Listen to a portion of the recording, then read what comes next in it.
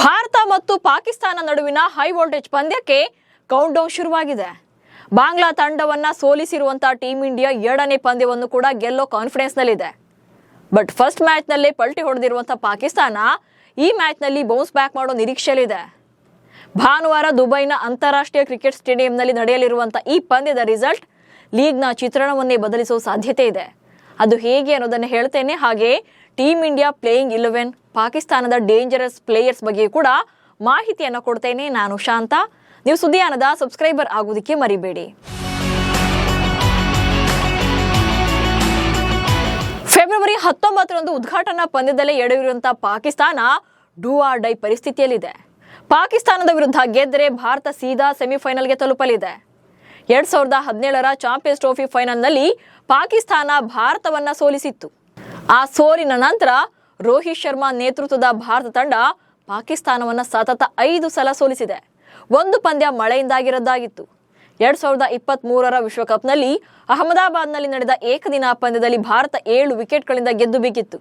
ಇದೀಗ ಮತ್ತೊಂದು ಐಸಿಸಿ ಇವೆಂಟ್ನಲ್ಲಿ ಉಭಯ ತಂಡಗಳು ಮುಖಾಮುಖಿ ಆಗ್ತಾ ಇವೆ.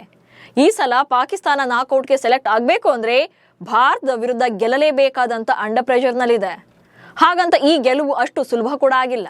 ಮತ್ತೊಂದು ಕಡೆ ಬಾಂಗ್ಲಾದೇಶದ ವಿರುದ್ಧ ತನ್ನ ಮೊದಲ ಪಂದ್ಯವನ್ನ ಆಡಿದಂತ ಭಾರತಕ್ಕೂ ಕೂಡ ಈಗ ಚಾಲೆಂಜಸ್ಗಳಿವೆ. ಭಾರತ ಗೆದ್ರೂ ಕೂಡ ಭಾನುವಾರದ ಪಂದ್ಯಕ್ಕೆ ದುಬೈ ಪಿಚ್ ಸವಾಲಾಗುವಂತ ಎಲ್ಲಾ ಸಾಧ್ಯತೆ ಇದೆ. ಭಾನುವಾರದ ಪಂದ್ಯದಲ್ಲಿ ಪಾಕಿಸ್ತಾನದ ಭವಿಷ್ಯ. ನ್ಯೂಜಿಲೆಂಡ್ ವಿರುದ್ಧದ ಪಂದ್ಯದಲ್ಲಿ ಸೋತಿರುವಂತಹ ಪಾಕಿಸ್ತಾನಕ್ಕೆ ಚಾಂಪಿಯನ್ಸ್ ಟ್ರೋಫಿ ಸೆಮಿಫೈನಲ್ ಹಾದಿ ಕಠಿಣವಾಗಿದೆ. ಯಾಕಂದ್ರೆ ಸೆಮಿಫೈನಲ್ಗೆ ಏರೋಕೆ ಕನಿಷ್ಠ 2 ಪಂದ್ಯಗಳನ್ನ ಗೆಲ್ಲೇಬೇಕು. ಇದೀಗ ಮೊದಲ ಪಂದ್ಯದಲ್ಲಿ ಸೋತಿರುವಂತಹ ಪಾಕಿಸ್ತಾನ ತಂಡದ ಮುಂದಿನ ಪಂದ್ಯವೇ ಟೀಂ ಇಂಡಿಯಾ ವಿರುದ್ಧ. ಫೆಬ್ರವರಿ 23ರಂದು ನಡೆಯಲಿರುವಂತಹ ಹೈ ವೋಲ್ಟೇಜ್ ಪಂದ್ಯದಲ್ಲಿ ಭಾರತ ಮತ್ತು ಪಾಕಿಸ್ತಾನ ತಂಡಗಳು ಮುಖಾಮುಖಿಯಾಗಲಿವೆ.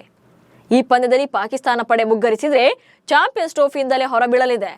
ಯಾಕಂದ್ರೆ ಮೊದಲ ಪಂದ್ಯದಲ್ಲಿ ಗೆದ್ದಿರುವಂತಹ ನ್ಯೂಜಿಲೆಂಡ್ ತಂಡ ಮುಂದಿನ 2 ಮ್ಯಾಚ್ಗಳಲ್ಲಿ ಒಂದರಲ್ಲಿ ಗೆದ್ರೂ ಕೂಡ ಸೆಮೀಸ್ ಅನ್ನ ಅವಕಾಶ ಪಡೆಯುತ್ತೆ. ಅಂದ್ರೆ ಸೆಮೀಸ್ಗೆ ಸೇರೋಕೆ ಅವಕಾಶವನ್ನು ಪಡೆಯುತ್ತೆ.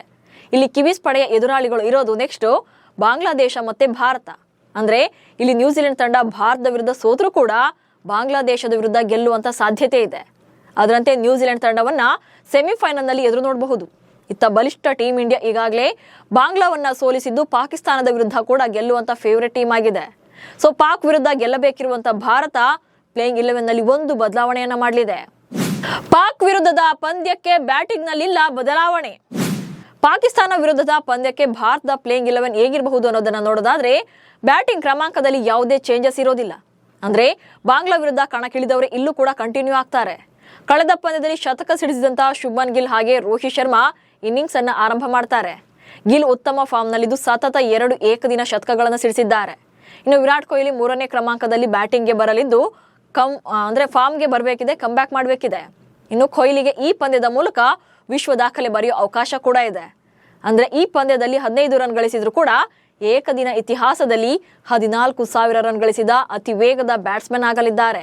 ಇನ್ನು 4ನೇ ಕ್ರಮಾಂಕದಲ್ಲಿ ಶ್ರೇಯಸ್ ಅಯ್ಯರ್ ಬ್ಯಾಟಿಂಗ್ ಅನ್ನು ನಡೆಸಲಿದ್ದಾರೆ. 5ನೇ ಕ್ರಮಾಂಕಕ್ಕೆ ಮತ್ತೆ ಅಕ್ಷರ್ ಪಟೇಲ್ ರನ್ನೇ ಇಲ್ಲೂ ಕೂಡ ಆಡಿಸಬಹುದು.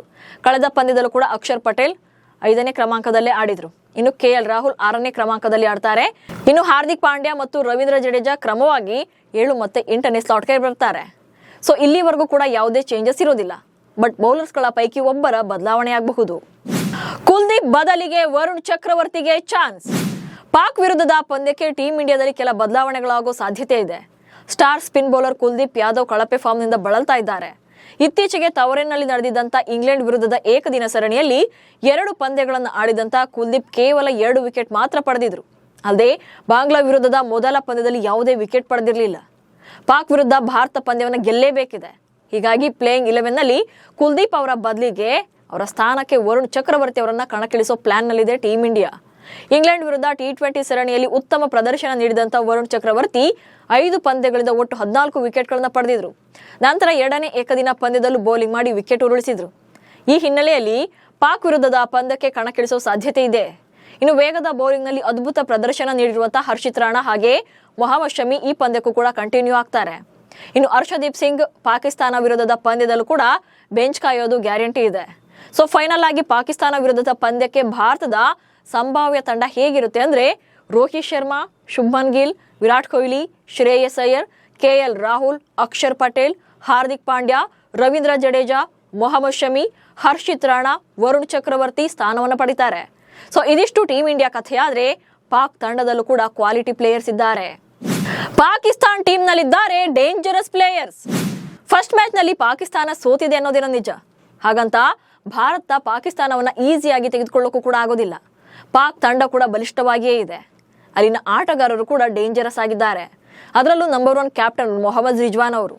ಮಿಡಲ್ ಆರ್ಡರ್ ಬ್ಯಾಟ್ಸ್ಮನ್ ಆಗಿರುವಂತಹ ರಿಜ್ವಾನ್ ನ್ಯೂಜಿಲೆಂಡ್ ವಿರುದ್ಧದ ಮೊದಲ ಪಂದ್ಯದಲ್ಲಿ ಫೇಲ್ಯೂರ್ ಆಗಿರಬಹುದು. ಬಟ್ ಒಂದ್ಸಲ ಸೆಟಲ್ ಆದ್ರೆ ತಮ್ಮ ಬ್ಯಾಟಿಂಗ್ ಮೂಲಕ ಪಂದ್ಯದ ಗತಿಯನ್ನೇ ಬದಲಿಸುವ ತಾಕತ್ತು ಇವ್ರಿಗಿದೆ. ಇನ್ನು ನಂಬರ್ 2 ಪಾಕಿಸ್ತಾನದ ಸ್ಟಾರ್ ಆಟಗಾರ ಆಗಿರುವಂತಹ ಬಾಬರ್ ಅಜಮ್. ICC ಟಾಪ್ 10 ಆಟಗಾರರಲ್ಲಿ 2ನೇ ಸ್ಥಾನದಲ್ಲಿದ್ದಾರೆ. ನ್ಯೂಜಿಲೆಂಡ್ ವಿರುದ್ಧ ಅವರು ಚೆನ್ನಾಗಿ ಆಡಿದ್ರು ಕೂಡ ನಿಧಾನಗತಿ ಬ್ಯಾಟಿಂಗ್ ಅವರ ಬಗ್ಗೆ ಟೀಕೆ ಆಗ್ತಾ ಇದೆ. ಬಟ್ ದುಬೈ ಪಿಚ್ ಅನ್ನು ನೋಡಿದ್ರೆ ಇವರ ನಿಧಾನಗತಿಯ ಬ್ಯಾಟಿಂಗ್ಗೆ ಅಡ್ವಾಂಟೇಜಸ್ ಆಗುವಂತ ಸಾಧ್ಯತೆ ಇದೆ.